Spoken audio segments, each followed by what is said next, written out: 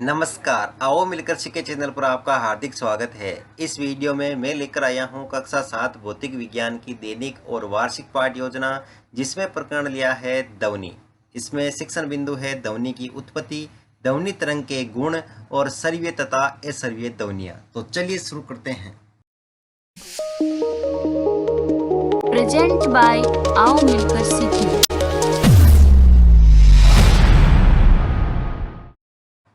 सर्वप्रथम लिखेंगे विद्यालय का नाम जहां पर आप ये लेसन प्रस्तुत करेंगे।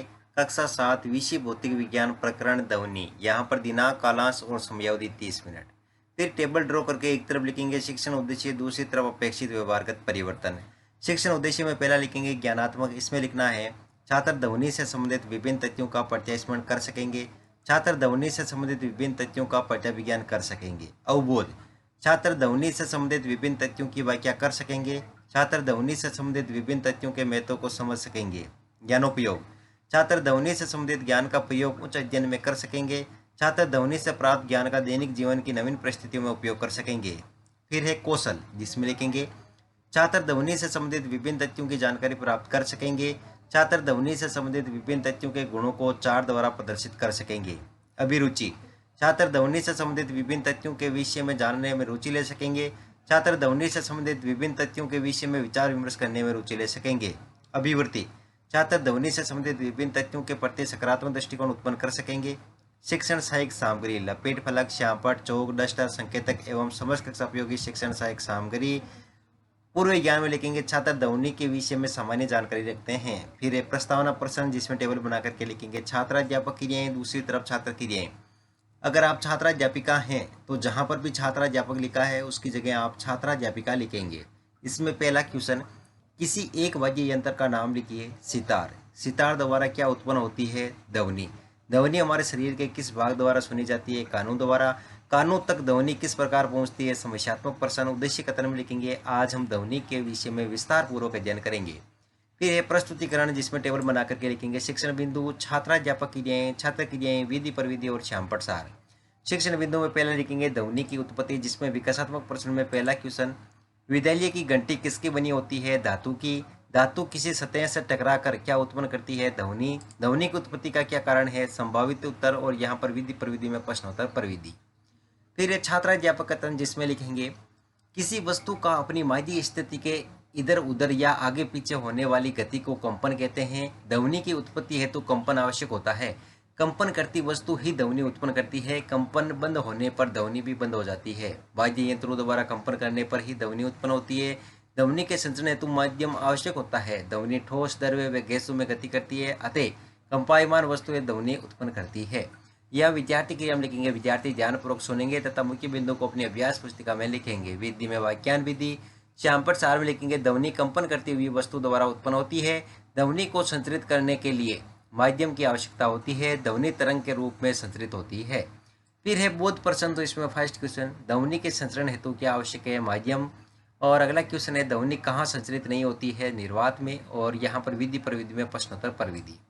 अगला शिक्षण बिंदु है ध्वनि तरंग के गुण, जिसमें विकासात्मक प्रश्न में फर्स्ट क्वेश्चन, वस्तुओं के कंपन के कारण क्या उत्पन्न होती है? ध्वनि। ध्वनि किस रूप में संचरित होती है? तरंग के रूप में। ध्वनि तरंगों के क्या गुण है? संभावित उत्तर और यहाँ पर विधि प्रविधि में प्रश्नोत्तर प्रविधि। फिर एक छात्राध्यापक कथन, जिसमें लिखेंगे कंपन के कारण दोलन गति होती है। प्रति सेकंड होने वाले दोलनों की संख्या को आवृत्ति कहते हैं। आवृत्ति ध्वनि तरंगों का मुख्य गुण है। ध्वनि की प्रबलता उसके आयाम पर भी निर्भर करती है। आयाम भी ध्वनि तरंगों का मुख्य गुण है। आवृत्ति द्वारा ध्वनि का तारतम्य भी निर्धारित होता है। जब किसी कंपित वस्तु का आयाम अधिक होता है तो उसके द्वारा उत्पन्न ध्वनि प्रबल होती है। जब आयाम कम होता है तो उत्पन्न ध्वनि मंद होती है। यहाँ पर विद्यार्थी क्रिया में लिखेंगे विद्यार्थी ध्यानपूर्वक सुनेंगे तथा मुख्य बिंदु को अपनी अभ्यास पुस्तिका में लिखेंगे। विधि में वाक्यान विधि और श्यामपट्ट सार में लिखेंगे आवृत्ति, आयाम व तारतम्य ध्वनि तरंगों के मुख्य गुण होते हैं। प्रति सेकंड होने वाले दोलनों की संख्या उसकी आवृत्ति कहलाती है। आवृत्ति हर्ज में मापी जाती है। फिर है बोध प्रश्न, तो इसमें फर्स्ट क्वेश्चन, आवृत्ति की इकाई क्या है? हर्ज।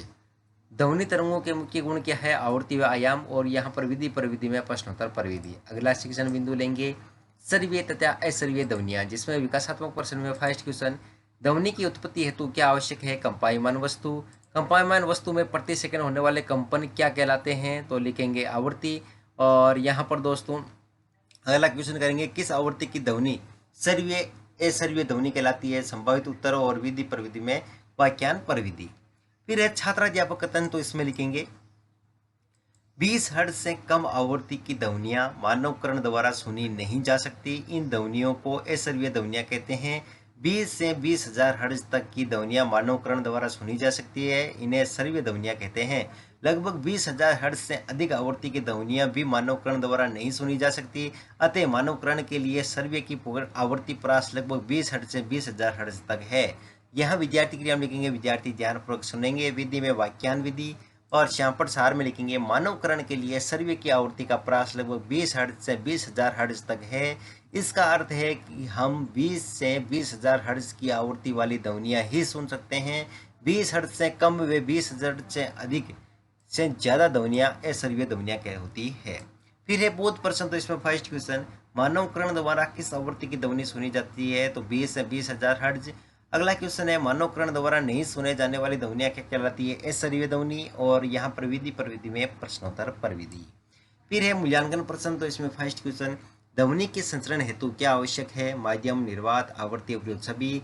प्रति सेकंड होने वाले की संख्या आवृत्ति कहलाती है। दोलनों या तारत्य। आवृत्ति व आयाम ध्वनि तरंगों के गुणधर्म असत्य असत्य। ध्वनि किस प्रकार उत्पन्न होती है? ध्वनि तरंगों के मुख्य गुणधर्म लिखिए और गृह कार्य में लिखेंगे सर्वीय व असर्वीय ध्वनियों में अंतर स्पष्ट कीजिए। अंत में परिवेक्षक टिप्पणी।